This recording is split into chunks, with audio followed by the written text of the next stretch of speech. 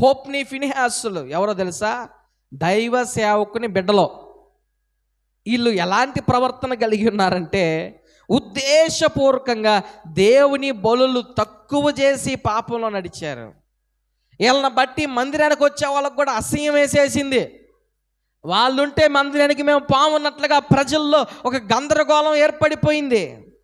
ఇలా జీవితం చివరికి ఎలాగైపోయిందంటే, దేవుని వాక్యాన్ని గౌరవించలేని స్థితి, దేవుని ఆజ్ఞలను పాటించలేని స్థితి, వారికి ఇచ్చిన బాధ్యతలు, ఒక యాజక ధర్మాన్ని నిర్వర్తించలేని పరిస్థితి. ఫలితం ఏమైందో తెలుసా?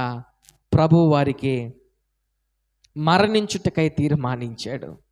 ఒకే రోజు 2 అన్నదమ్ములు మరణించారండి. ఎవరో తెలుసా? ఎవరో తెలుసా? పాస్టర్ కొడుకులు.